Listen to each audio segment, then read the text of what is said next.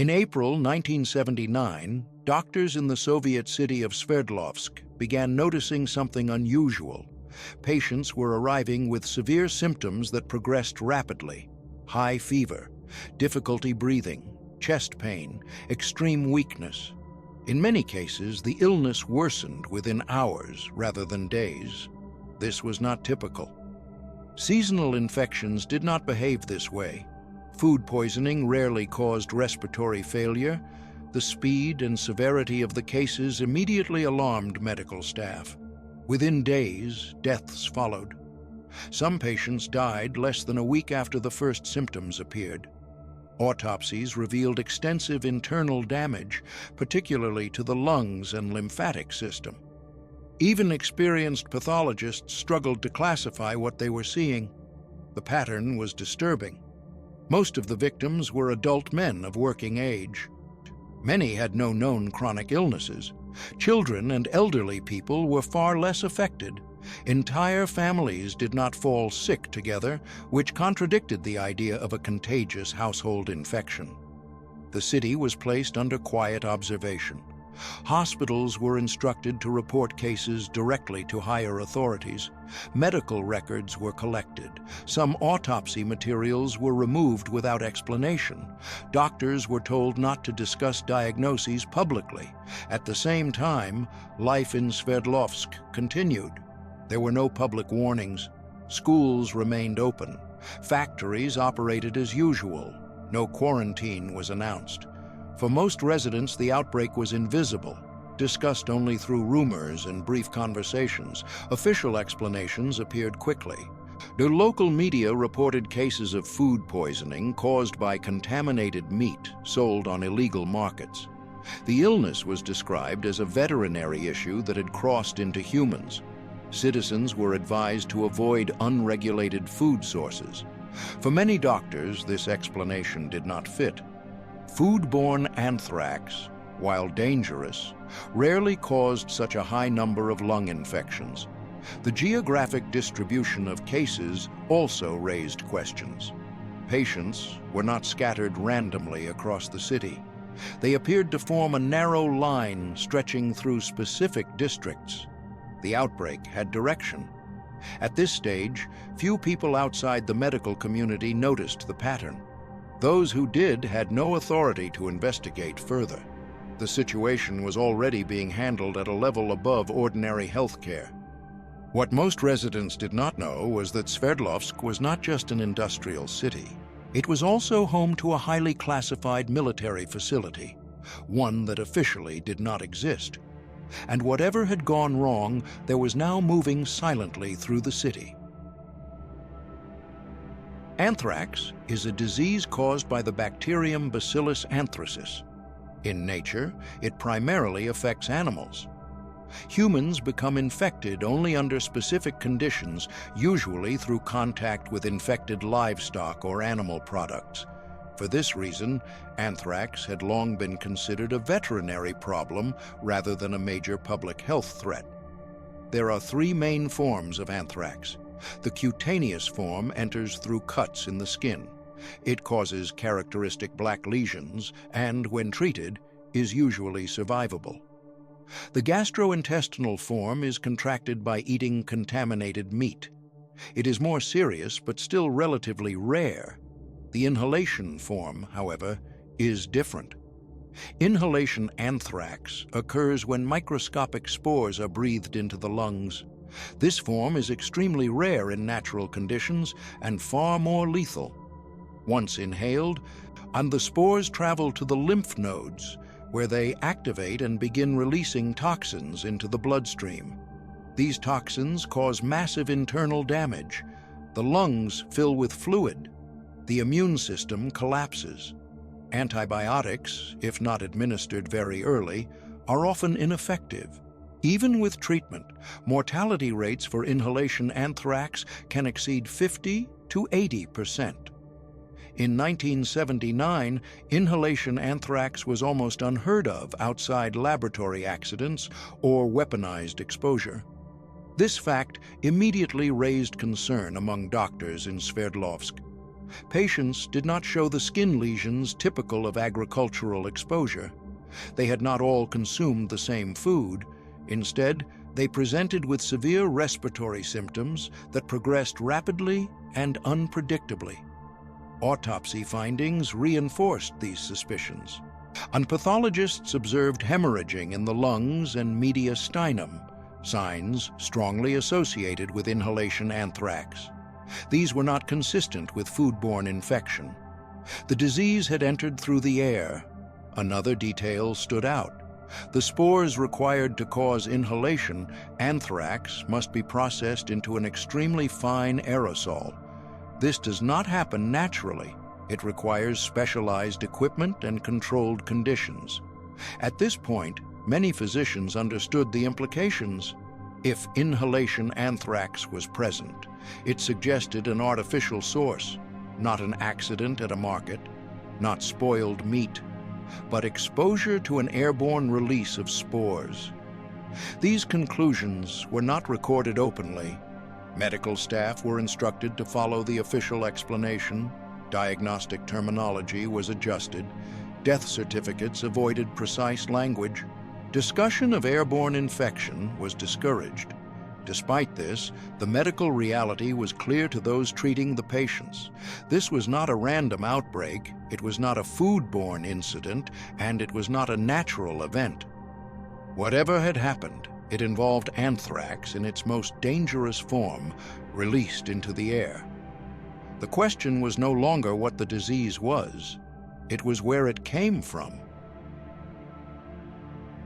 Within days of the first reported deaths, an official explanation was issued. Authorities stated that the outbreak was caused by contaminated meat sold through illegal markets. According to this version, infected livestock had been slaughtered without veterinary inspection, and consumers had fallen ill after eating the meat. On paper, the explanation was familiar. Anthrax had historically appeared in rural areas through infected animals. The Soviet Union had existing procedures for handling such outbreaks, and blaming black market meat fit an established narrative. It also placed responsibility on individual behavior rather than institutional failure. However, the facts did not align. Foodborne anthrax primarily affects the digestive system. It causes severe gastrointestinal symptoms and often spreads among family members who consume the same food. In Sverdlovsk, this pattern was absent. Patients did not belong to the same households. Entire families did not fall ill together. Children and elderly residents who would have shared meals were largely unaffected. Instead, the majority of victims were adult men who worked outside the home. Geography raised further doubts. Cases were not distributed randomly across the city. They formed a narrow corridor stretching through specific districts. This corridor matched the direction of the wind on the days when exposure likely occurred. Food distribution does not follow wind patterns. Doctors also noted the absence of skin lesions associated with cutaneous anthrax. Instead, patients exhibited severe respiratory symptoms consistent with inhalation exposure. These observations directly contradicted the contaminated meat explanation. Despite these inconsistencies, the official narrative remained unchanged. Medical staff were instructed to use approved terminology. Death certificates listed non-specific causes. Autopsy reports were classified. Samples were removed from hospitals and transferred to secure facilities. At the same time, visible actions were taken to reinforce the official story. Markets were inspected, meat was seized, public warnings focused on food safety. These measures created the appearance of control while avoiding discussion of airborne exposure. Privately, many physicians understood what this meant. The explanation was not designed to reflect reality. It was designed to contain it. Any alternative conclusion would have pointed toward an institutional source, something far more serious than illegal food sales. Investigating that possibility was beyond the authority of civilian medicine. As a result, the outbreak was officially declared resolved. Cases declined as abruptly as they had appeared. No long-term public health monitoring followed. The city returned to routine life, carrying unanswered questions beneath the surface. For the public, the incident ended there. For those who had treated the patients, it did not. They knew the explanation had failed. What remained unexplained was why the illness had followed the wind. As the outbreak subsided, a small group of doctors and scientists began quietly comparing data. They mapped the addresses of the victims. They noted workplaces, commuting routes, and the timing of symptom onset. When these points were placed on a city map, a clear pattern emerged. The cases formed a narrow line. This line stretched from the southern edge of Sverdlovsk through several industrial districts and residential neighborhoods. It was not wide. It did not spread outward in all directions. It followed a specific path. That path matched the wind direction on the morning of April 2, 1979. Meteorological records later confirmed that a steady wind had blown from the south toward the city during the critical hours when exposure likely occurred. The affected neighborhoods lay directly downwind. This observation explained several mysteries at once. It explained why entire families were not infected. People were exposed outdoors, on their way to work, walking through streets, or standing near factory entrances. Once inside buildings, exposure largely stopped. It explained why most victims were adult men. They were more likely to be outside early in the morning, commuting or working outdoors. It also explained why children and the elderly were less affected. They were indoors during the hours when the aerosol cloud passed through the city. Foodborne infection could not account for this pattern. Neither could person-to-person transmission, which anthrax does not support. The only explanation consistent with the data was airborne exposure from a single release event. The width of the affected zone suggested a concentrated source. The cloud was narrow, not dispersed. This implied a release point relatively close to the city, with spores carried intact by the wind rather than diluted over distance. Doctors who recognized this pattern understood its implications. Airborne anthrax exposure requires finely milled spores released in aerosol form. This is not something that occurs naturally. It requires controlled processing and specialized facilities. In Sverdlovsk, only one type of institution had the capability to produce such material, a military one. South of the affected districts stood a classified facility officially known as Compound 19. Publicly, it was described as a military research site. Its actual function was not disclosed. The wind path connected the facility directly to the line of infections. This connection was never acknowledged at the time. Maps showing the wind correlation were classified. Physicians were instructed not to pursue the analysis further. Discussions ended abruptly. But among those who had seen the data, the conclusion was unavoidable.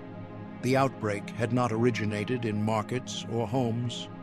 It had come from the air, and it had come from the south. South of Sverdlovsk stood a site that did not appear on public maps. It was known internally as Compound 19, a closed military research facility operating under strict secrecy. Officially, it was described as a microbiology institute working on defensive research. In reality, it was part of a much larger program. The facility belonged to Biopreparat, the Soviet Union's covert biological weapons initiative. Although the USSR had signed the Biological Weapons Convention in 1972, committing to abandon such weapons, research and production continued under classified programs. Compound 19 was one of the key sites where highly refined biological agents were studied and manufactured. Anthrax was one of them. According to information confirmed years later, the facility was producing aerosolized anthrax spores. processed into extremely fine particles designed to remain suspended in air. This level of refinement does not occur in nature and cannot be achieved in ordinary laboratories. The accident itself was simple. During routine maintenance, a filter in the ventilation system was removed. The procedure was standard. The failure was not. When production resumed, the filter was not replaced. For several hours, air leaving the facility was not properly filtered. During that time, a small but deadly amount of anthrax spores escaped into the atmosphere. Carried by the morning wind, the aerosol cloud moved northward, directly toward the city. No alarms were triggered. Inside the facility, the error was eventually discovered and corrected. Operations resumed. Internally, the incident was documented. Externally, nothing was acknowledged. What followed was containment. Military and security services intervened quickly. Medical records were classified. Doctors were instructed on acceptable diagnoses. Environmental data was restricted. Autopsy materials were confiscated. At the same time, emergency responses were quietly deployed. Streets were washed. Certain areas were disinfected. Soil was treated. These actions were carried out discreetly, often at night, without explanation to residents. The objective was not investigation. It was silence. The incident was framed as a resolved public health issue. No evacuation was ordered. No long-term monitoring program was established. Officially, the outbreak was over. Within the system, the matter was considered closed. Outside the system, the truth would remain inaccessible for more than a decade. For more than a decade, the Sverdlovsk incident officially did not exist. The outbreak was listed as a foodborne event. Medical documentation was sealed. Scientists who questioned the explanation were warned not to pursue the matter. Within the Soviet system, the case was considered closed. That changed only after the collapse of the USSR. In the late 1980s and early 1990s, restrictions on archives began to loosen. Doctors who had treated the victims started speaking openly. Environmental researchers revisited old data.